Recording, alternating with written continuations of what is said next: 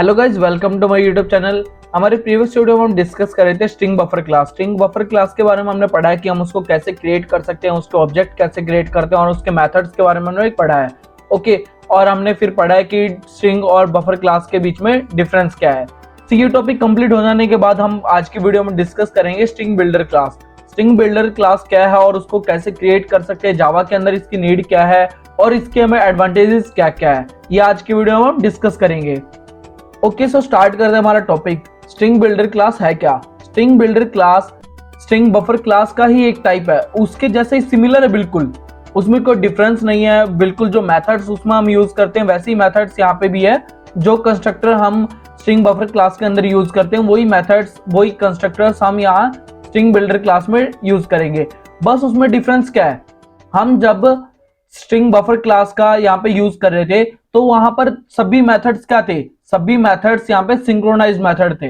Okay, synchronised मैं आपको बता चुका हूं, जब मैं आपको सिंक्रोनाइजेशन बता रहा था उस टाइम पे मैं आपको बता चुका हूं कि यहाँ पर सिंक्रोनाइज्ड वर्ड का यूज क्या है और यहाँ पर हम सिंक्रोनाइज्ड मेथड कैसे क्रिएट करते हैं। ओके, सो ये सभी मेथड्स यहाँ पे क्या है, ये सभी मेथड्स यहाँ पे सिंक्रोनाइज्ड है। ओके, और जो स्ट्रिंग बिल्डर क्लास है उसमें हम जितने भी मेथड्स लेंगे, मेथड सेम है सारे, लेकिन यहाँ पर वो सब मेथड्स क्या है, यहाँ पर एक भी मेथड हमारे पास सिंक्रोनाइज नहीं होता है। ओके, सो देखते हैं हम इसको कैसे क्रिएट कर सकते हैं और कैसे इनका यूज कर सकते हैं। ये हमारे पास इसका एक एग्जांपल है। इसमें हमने क्या कर रखा है, इसमें स्ट्रिंग बिल्डर यहाँ पे ले रखी, क्लास का नाम, देन ऑब्जेक्ट का नाम और new keyword and then again class का नाम या जो कंस्ट्रक्टर है वो। ओके, और एसबी डॉट अपेंड, जैसे अपेंड हम यहाँ पे यूज करते थे वही अपेंड मेथड हमारे पास यहाँ पे भी है, उसका हम यहाँ पे भी यूज कर सकते हैं। ओके, जो हमारे पास स्ट्रिंग बफर क्लास है उसमें क्या है, वो थ्रेड सेफ है। सो थ्रेड सेफ का मतलब क्या है, मल्टीपल थ्रेड्स एक साथ यहाँ पर एक्सेस नहीं कर सकती है। अगर मल्टीपल थ्रेड्स यहाँ पे एक साथ एक्सेस नहीं कर पाएंगी तो क्या होगा, हमारे जो प्रोग्राम की एग्जीक्यूशन है वो स्लो हो जाएगी, क्योंकि हमारे पास यहाँ पे मल्टीपल थ्रेड्स होंगी, वो इसको एक साथ एक्सेस नहीं कर सकती है, तो जो प्रोग्राम की स्पीड है वो यहाँ पे डिक्रीज हो जाएगी। ओके, सो इसी चीज से हम बचने के लिए हम यहाँ पे यूज करेंगे स्ट्रिंग बिल्डर क्लास का। ओके, क्योंकि यहाँ पे एक भी मेथड यहाँ पे सिंक्रोनाइज नहीं है तो ये थ्रेड सेफ नहीं है, यहाँ पर मल्टीपल थ्रेड्स एक साथ आकर इसको एक्सेस कर सकती है। ओके, सो मैं पहले आपको इसकी डेफिनेशन बता देता हूँ, फिर इसके एग्जांपल्स हम करके देखेंगे। Java string builder class is used to create mutable string. Mutable मैं आपको बता चुका हूं, जब मैं आपको स्ट्रिंग बफर कराया था तब मैंने आपको बताया था स्ट्रिंग बफर और स्ट्रिंग बिल्डर क्लास दोनों ही क्या करती हैं, म्यूटेबल स्ट्रिंग यहाँ पे क्रिएट करती है।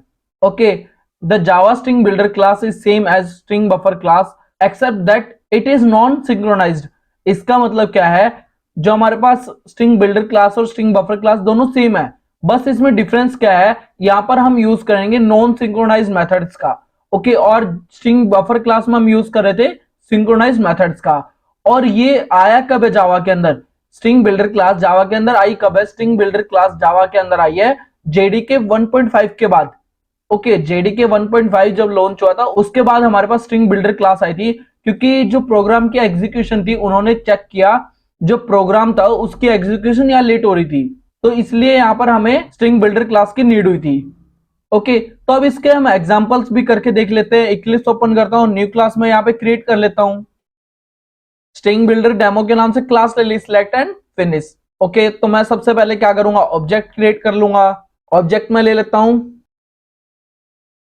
ये मैंने स्ट्रिंग बिल्डर क्लास का यहाँ पर ऑब्जेक्ट बना लिया है, जो एसबी के नाम से मैंने ऑब्जेक्ट लिया, और इसके अंदर मैं क्या करूंगा, कंस्ट्रक्टर के अंदर मैं यहाँ पर कोई वैल्यू पास कर देता हूं, जैसे मैं दे दिया मैंने यहाँ पे टेक। ओके, टेक मैंने यहाँ पे पास कर दिया, और मैं क्या करूंगा, यहाँ पर यूज करूंगा एसबी डॉट अपेंड मेथड का।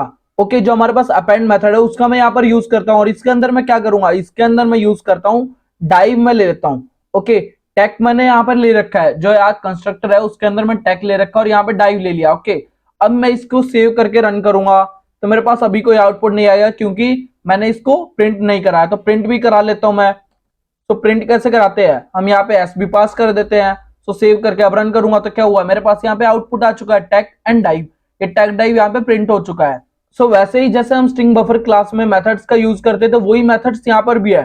सो जैसे हम चेक कर सकते हैं, जैसे मैं ले लेता हूँ एसबी डॉट करता हूँ, तो यहाँ पर देखो सभी मेथड्स जो हम स्ट्रिंग बफर क्लास में ले रहे थे वो सभी मेथड्स यहाँ पे स्ट्रिंग बिल्डर क्लास के अंदर भी है। ओके, ये सभी मेथड्स हम यहाँ पर भी यूज कर सकते हैं, जितने मेथड्स हमने स्ट्रिंग बफर क्लास के अंदर यूज किए थे, वही कंस्ट्रक्टर्स वही मेथड्स यहाँ पर है। ओके, सो मैं एक दो एग्जांपल्स मैं आपको करके दिखा देता हूँ। बाकी मैंने स्ट्रिंग बफर क्लास के अंदर आपको डीपली बता दिया कि हम इनके मेथड्स को कैसे यूज कर सकते हैं। ओके, तो मैं आपको एक दो एग्जांपल्स यहाँ लेके दिखा देता हूँ। जैसे मैं यहाँ पर ले लेता हूँ एसबी डॉट कैपेसिटी ले लेता हूँ। ओके, तो मैं इसको सेव करके अब रन करूंगा तो कैपेसिटी अब कितनी है मेरे पास 21 कैसे आ रही है, वही मेथड। स्टार्टिंग में क्या है 5 लेटर्स, यहाँ पे 5 कैरेक्टर्स यहाँ पर है, और इसका साइज क्या है, इसका साइज हमारे पास 16, जो एसबी नाम का है हमारे पास ऑब्जेक्ट है, इसका बाय डिफॉल्ट साइज कितना है 16। और यहाँ पर अब ये जब मैंने कंस्ट्रक्टर के अंदर ये वैल्यू पास कराई है, स्ट्रिंग पास कराई है, उसके बाद कितना हो गया है 16 + 5 21 यहाँ पे साइज हो गया है उसका। ओके, एक मेथड और लेके दिखा देता हूँ आपको।